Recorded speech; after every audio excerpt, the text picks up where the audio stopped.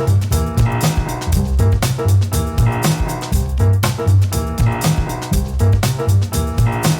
know that famous saying, the unexamined life is not worth living? It's often attributed to Socrates, and it highlights the importance of self reflection. When we take the time to question our beliefs and actions, we gain a deeper understanding of ourselves. And in turn, this self awareness helps us find greater meaning and purpose in life. So, my name is Sarah Parker Thomas, and I'm a spiritual teacher. Many of you may know me from my best selling books on spiritual Reiki and energy healing. With over 20 years of experience in the healing world, I can't emphasize enough how important it is to examine your life. Because a life without self reflection and critical thinking leaves us at the mercy of our whims, ego, and emotions. And spoiler, you are not your emotions. So if we continue to live this way, we may begin to feel that life lacks meaning. People often come to me asking if I can tell them their purpose in life. And I always suggest they start by questioning their beliefs, actions, and experiences because we know nothing is a coincidence, right? So why? Why don't I just tell them what they need to do? Well, because ultimately it's not my job to tell people their purpose.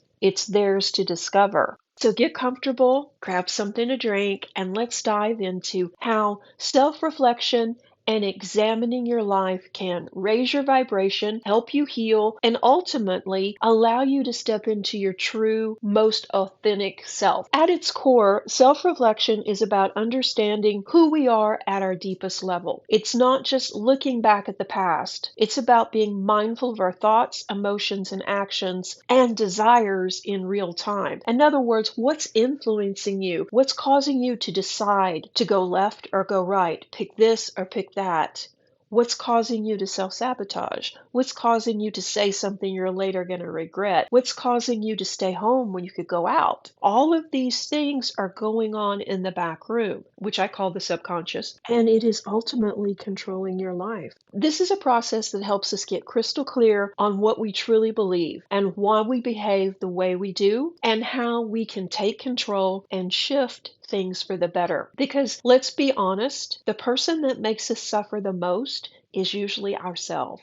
Yeah, unfortunately, it's true. So, what would happen if you stopped making yourself suffer? How great would your life be?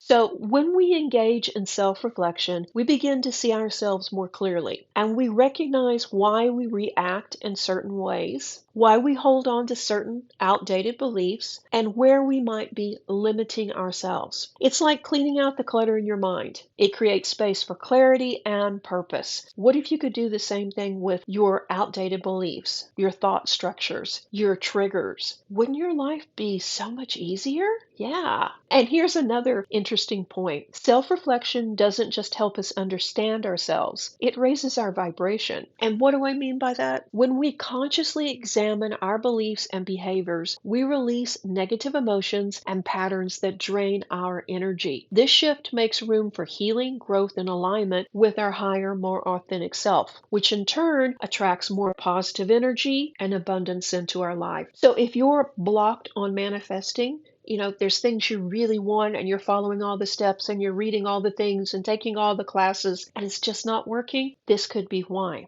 So I can't stress enough how important this is and why we should practice it regularly. We need to do this on a regular basis because without self-reflection, we can easily fall into a pattern of living on autopilot. And maybe you felt like that, or maybe you know somebody who lives like that, where they just kind of go through the motions of life without fully understanding really that they have choices and they're not moving out of their comfort zone. They're not really taking advantage of opportunities. They're just kind of functioning, and that's about all. So when we are just going through the motions, we're actually just living in a disconnected state. And we're not just disconnected from our emotions and opportunities, but also from our true purpose. Like I said, it's more like we're just surviving rather than actually enjoying life. And perhaps you've experienced this, yeah? Or maybe you have done something like self-sabotaging a date or a job interview and then wondered later what happened and why on earth you did this. Well, These actions are big clues that you're probably on autopilot or disconnected. When we don't take time to reflect, we end up at the mercy of our emotions, our fears, and our ego. We react to situations instead of responding consciously. Over time, this can cause us to feel lost, aimless, and even stuck. And perhaps you know somebody that's in that loop as well, where they're just dating the same person over and over. They may have a different name, but it's the same person. And they're always surprised when it doesn't work out. But all their friends look at the situation and go, "What are you doing? That's the same exact person, just slightly older or slightly younger with a different name. Why do you think it's going to work out differently?" It's because they're caught in a loop. The best way to get out of this loop is also self-reflection. To put it another way, it's kind of like driving a car without knowing where you're going. You might be moving, but you're not getting anywhere meaningful. You're just stuck. And it's one thing I really stress with my clients to not be afraid of this because it can seem overwhelming. It can seem like, "You want me to do this often? Are you kidding me?" I've told you what happens if you don't do this. You end up stuck and disconnected and just kind of zombie walking through life. What happens if you actually do commit to this? Well, when we begin the process of self-examination, we start to unravel those layers of confusion and autopilot living. We begin to notice the beliefs that no longer serve us, the habits we need to release, the thought patterns that limit our potential, and everything kind of makes sense then as to why we did what we did, even though at the time it was very self-sabotaging or it was us dating the same person over and over. But it begins to make sense when we understand the motivation behind it. And ultimately, we start to create a life that feels more aligned with our true selves, more intentional, more fulfilling, and more connected to our purpose. And we feel more awake. We feel more in control of our situation and, at the very least, our choices. So life becomes easier because we have a greater sense of what we want instead of just drifting. If I haven't sold you on this idea already, you might question what you're afraid of if you're hesitant to spend some time on self-reflection, because this is something you can do that doesn't cost a lot of money, doesn't cost a lot of time, and that would add a lot of value to your life. So maybe start there if you're hesitant to begin. I'll leave you to sit with that for a moment. If you're on board with this and you're ready to go, where do you begin? We begin the journey of self-examination with just doing a few practical things in the beginning. For instance, today, you can start reflecting on your life and meaningful changes in your spare time. Let me just walk you through a few of the steps. I would suggest that you set time for reflection and not try and do it while you're driving or on your coffee break or while you're trying to have a conversation with someone. This needs to be intentional and you need to be 100% focused. And it is important to set that intentional time for reflection instead of just when I get a chance because you'll never get to it. And it's true, in our busy lives, it's easy to get distracted or skip the practice altogether. And I get that. But this is something that's essential and it's something that will help you greatly. And it will help you in some of your personal suffering too. It will also improve your relationship with others. Once you've decided that you're going to do it, give yourself about 15 minutes and find a quiet place where you will not be disturbed. Ideally, you would do this every day, but even checking in weekly will help. You don't need to, allocate an hour, but you do need to be consistent, whether it's in the morning with your coffee or at night before bed. Make this time non-negotiable. If you're going to wait and try and do something weekly, I would suggest that you jot down things during the week in a journal. It doesn't have to be a long paragraph. I mean, that would be great. But even if it's just my coworker received a promotion and I should have received it instead on Friday, so that you can refer back to that, because we have a tendency to forget things. All of us do because, we're so busy. One other thing I want to point out too, this counts as self-care. So if you're trying to work more self-care into your life, definitely you want to do this. You found that quiet place, you have your journal, you have your pen. Begin by asking yourself simple questions like, how am I feeling today? Pretty simple, right? Are you happy? Are you sad? And why are you feeling this way? What's weighing on you? And it's okay if you don't know, because in the beginning, it's a lot of different things happening. So it can be really tough to isolate this one incident is causing me to feel this way. So just write whatever pops into your mind. It's simple and straightforward, but also a powerful way to tune in and connect to yourself. I also want to stress this is not supposed to be a pretty journal entry that's going to end up online, okay? This is real, this is raw. You can scribble it, you don't have to worry about penmanship or correct spelling. This is just you writing something for yourself. Self-examination requires honesty. So even if it's uncomfortable, acknowledge your strengths and weaknesses without judgment. This process is about growth, not perfection. And be present and listen without judgment. Be honest with yourself about what's weighing on you or upsetting you. And it could be something that you consider to be trivial. Say someone took your parking spot at work and you had to walk a little bit extra to get inside the building. And in the grand scheme of things, it's not that big a deal, but it upsets you. So it's valid. Write it down. I would suggest that you be easy on yourself and don't judge everything that you write. Especially in the beginning, we have that tendency because someone may have told you sometime in your life that you were overly dramatic or overly sensitive and you need to toughen up. Well, that's someone's opinion. That doesn't necessarily mean it's correct, truthful, or even right. So we're going to just put that on the shelf for a while and just concentrate on how you're feeling. You could approach this almost as a sacred ritual, a moment of stillness and peace you give yourself daily or weekly to check in and honor your feelings and address your needs. Best self-care you could do. Now that you've got the ball rolling and you've asked yourself some questions and you've written a little bit, let's continue on. Because one of the most effective tools for self-reflection is journaling. While I love to type on the computer, I will tell you, if you really want to get the most out of this, you need to hand write in your journal rather than typing. There's something about that brain-hand connection that really changes how things flow. When we write down our thoughts, we externalize what's going on inside, and it helps us get clear and see things from a different perspective. So start by asking yourself these questions. You've already started with, what's weighing on you? How are you feeling? Take a step back. What's going on in your life? Is your sister getting married? Are you worried about your job? Is your grandmother sick? These are things going on in your life that may not be the main focus, but yet they're still going on in your life and they're requiring energy and attention and bandwidth. Just write it out. The good, the bad, the whatever. Just write it out. After you have, then address this one. What am I struggling with? Are you struggling over a parking spot? That's okay. Write it out. Are you struggling because you're worried about the economy? You're worried about maybe not having a job? Okay, that's a big one. Write it out. And then once you've done that, what does my body need? And it may be something like a good night's sleep, or to go for a run, or just to relax. And that's all valid. Write it down. And the final question, what does my spirit need?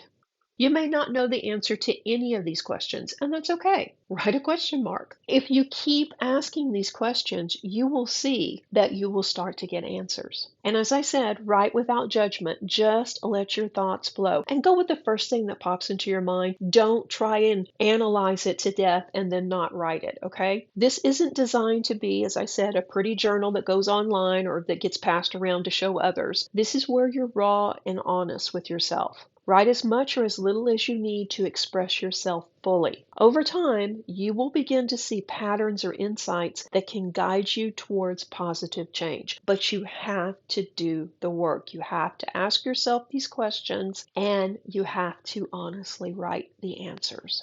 Another crucial aspect of self-reflection is tuning into your emotions. Our emotions are often messengers or signals about what's really going on beneath the surface. When you feel triggered, whether it's anger, frustration, or fear, pause for a moment. Ask yourself, where is this emotion coming from? What belief or past experience is causing me to react in this way? Let's look at that coworker again. So you know this coworker pretty well, and you know that they're not the best worker, but yet they received a promotion, and you really don't feel like they deserved it. So how are you feeling about it? Are you angry? Are you sad? Are you envious? Or something else? List all the emotions that you felt. And it could just be confusion as to why did this happen. And you may also be confused at how deeply this affected you. So write it out. Then list any action you took related to this, such as speaking to a supervisor, perhaps avoiding that coworker, or maybe you went out drinking with friends to complain about this unfair treatment. That counts as well. Once you write out the actions, and it could be all of those, or it could be none of them. It could be something different. After you write out your actions, then write down why you took those actions. Why did this happen? Is this a pattern? When something disturbing happens, you go out with friends to commiserate. A lot of people do that. So write that down. Or was it a pattern to tell the supervisor that you didn't feel this was fair? Are you doing that quite often? Write that down as well. So after all of this, how did you feel? Did you feel like you were able to express yourself and you were heard? Or did you feel like no one really cares or that there's no purpose or point in even doing anything about it? So all of this will give you insight into your emotions, your triggers, and the actions you take when you are triggered. When we understand our emotional responses, we can begin to choose how we respond next time rather than reacting. Being intentional rather than impulsive can alleviate a lot of personal suffering. This practice alone can help you gain so much more control over your life and your interaction with others. As you continue with the practice of self-reflection, you'll start to notice some wonderful benefits, and they include intense clarity. Yeah. Instead of, I don't know why I did that. I don't know why I said that. I don't know why I felt that way. I don't know why I reacted that way. I don't know why I didn't turn in that resume. I don't know why I parked in the wrong spot. I don't know. I don't know. I don't know. I don't know. We hear this all the time, don't we? When you're talking to your friend who was going for that job, but they didn't turn in their application. Somehow they forgot to. And when you ask them, why didn't you? I don't know. That happens when we're disconnected. That happens when we're on autopilot. When we start examining our life, we will have the clarity to understand we are making decisions. We aren't just drifting like a feather on the wind. We are making decisions based on what's important to us or what our core values or beliefs are telling us to do. For instance, your friend that didn't turn in that job application, even though that's a job they really wanted, maybe they didn't really think that they deserved that job or that they were good enough for that job. So if this is a belief they're carrying, there's no point in them turning in that application because they're not going to get the job. Why waste their time? So even though they had all the intention of doing it, they didn't do it. They sabotaged it because of this outdated and incorrect belief. Do you see? This is subtle in the way it works, but it is so powerful. The things that you're running into in your life that don't seem to be working out could be definitely influenced by this. So that's why clarity is so important. Clarity also gives us directions on what we want to go for and what's really not for us. If you listen to the Serenity Reiki Clinic's YouTube channel, I try and do monthly astrology readings, and often we talk about this. We talk about so many opportunities, but you really need to know which ones are for you and which ones are not. Once we have a game plan or an idea of what we want, and we can look at these opportunities and quickly see which one is for us and which one is not moving us forward. And making decisions becomes much easier. Another big win when doing this is when we reflect on our emotional patterns, we open the door to healing. Personal reflection helps you release old wounds, limiting beliefs, and unprocessed emotions that may have been holding you back for years and that are definitely making you suffer. So if you're really looking to heal and move forward, this is definitely something you want to incorporate in your life. It will also improve your relationships because when we understand ourselves better, we relate to others more effectively and we're more authentic. Also, we're not on autopilot in our relationships. We're not disconnected from those around us because we're present. And we stop projecting our fears and insecurities onto others and start engaging in a more authentic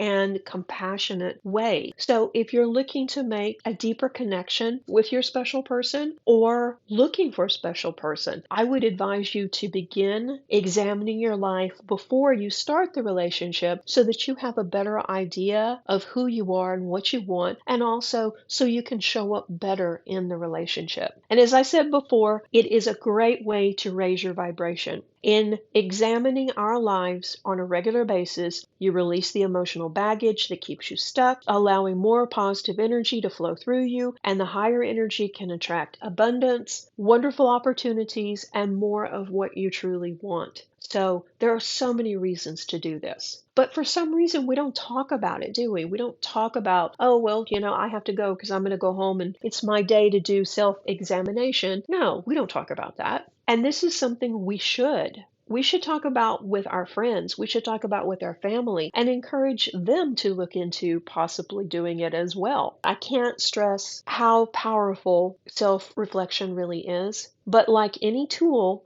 it requires regular practice and patience. Start small, make time for reflection, ideally each day, but if not, at least weekly, and be honest with yourself and trust the process. Will it happen overnight? No, probably not. But if you decided to learn golf or decided to learn the piano, do you think you would be proficient at either of these things after one session? Probably not. Be easy with yourself. Don't expect perfection. Don't expect big changes until you've actually committed to learning the process and working through it. The more you examine your life, the more you'll uncover about yourself. And as you do, you'll begin to step into the life you were always meant to live, one that's full of clarity, purpose, and inner peace. Thank you so much for joining me today. I'd love to hear your thoughts and experiences with self-reflection. Feel free to share on social media or drop me a message. And as always, take care of yourself, mind, body, and spirit. And stay tuned for more Reiki blessings.